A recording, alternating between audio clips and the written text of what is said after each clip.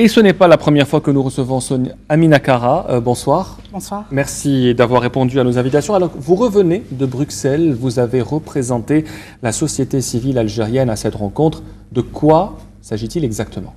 Alors, c'est un programme qui s'appelle Young Political Leaders.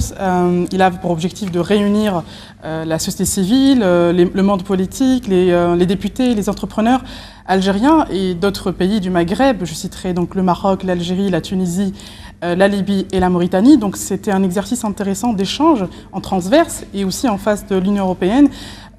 Donc, on a vraiment abordé plusieurs sujets. Donc, ça part du droit de l'homme, la sécurité, l'investissement, le rôle de la jeunesse au sein de cette société civile. Alors, c'est un programme proposé, initié par le Parlement européen. Il considère que les sociétés civiles au Maghreb ne sont pas assez vivantes, ou bien elles le sont, mais pas bien intégrées avec les sociétés civiles des pays voisins, par exemple.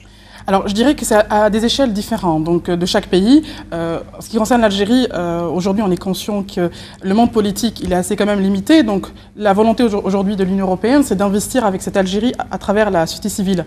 On a remarqué que différentes initiatives qui émanent des associations, d'entrepreneurs, qui initient pas mal de choses intéressantes, qu'on veut aujourd'hui les encourager, parce qu'on croit à cette nouvelle génération, à cette nouvelle Algérie, qui peut apporter vraiment des choses assez intéressantes pour le développement du pays. Alors, est-ce que la société civile algérienne était bien représentée à Bruxelles ? Qu'a-t-elle proposé, qu'a-t-elle fait sur place ? Alors, pour répondre à cette question, ce que je dirais, j'évoquerai la partie où moi j'ai représenté l'Algérie à travers cette société civile, tout ce qui concerne la diaspora, l'entrepreneuriat. Je dirais aujourd'hui qu'il y a des murs qui séparent l'Algérie avec cette diaspora, ça il faut le dire. Étant membre et responsable de l'Observatoire Excellence Algérie, donc une association internationale et comme vous savez cofondatrice du cabinet ITN qui œuvre sur le retour des compétences algériennes du monde pour l'emploi, je dirais aujourd'hui que notre rôle était vraiment de casser ces murs et de tisser des ponts, d'investir sur la jeunesse. Et je vous avoue, en tant qu'Algérienne, je me suis sentie aujourd'hui militante parce que j'essaie vraiment d'apporter cette coloration internationale au développement du pays. Est-ce que vous vous sentez toujours militante, vous qui défendez les droits de la diaspora face à, par exemple, l'article 51 de la Constitution ? Mais écoutez, c'est un point qu'on a abordé. On avait dit on a abordé ce point.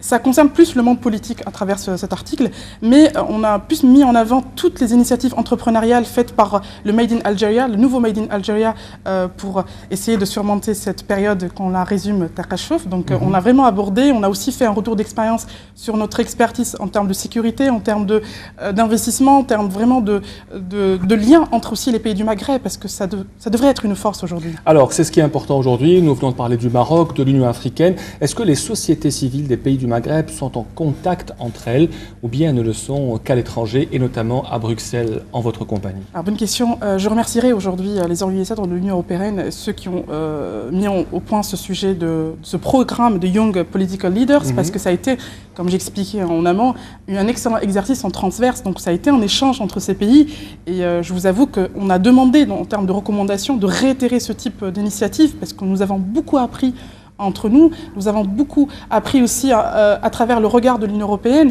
et d'ailleurs nous on attend les prochaines dates pour vraiment initier tout ce qu'on a évoqué lors de cette rencontre. Alors, les recommandations, c'est l'étape la plus importante de la réunion de Bruxelles. Vous vous êtes mis d'accord sur quoi exactement ? Vous parliez tout à l'heure d'une célérité, d'une efficacité dans l'établissement de ces recommandations. Alors, nous avons évoqué par thématique, comme j'expliquais, nous avons abordé les ONG, les droits de l'homme, l'insécurité, l'investissement de la société civile. Ce que je dirais aujourd'hui, c'est que l'Algérie a mis en avant l'amour du pays, cet investissement et ce que je pourrais dire aujourd'hui par rapport à ça, c'est que l'Algérie a vraiment marqué sa présence à travers l'amour du pays, à travers cette jeunesse. Je reprendrai l'expression de l'écrivain Ahlam Moustralmi. Vous savez, aujourd'hui, il y a des pays qu'on habite et d'autres qui nous habitent. Donc on a vraiment mis l'accent sur cet amour de pays et ce retour d'investissement de la diaspora algérienne. Et il est clair que l'Algérie nous habite. Merci beaucoup Amina Kara d'avoir répondu à nos questions pour nous parler de la réunion des jeunes leaders politiques qui a eu lieu à la mi-juillet dans la capitale belge Bruxelles.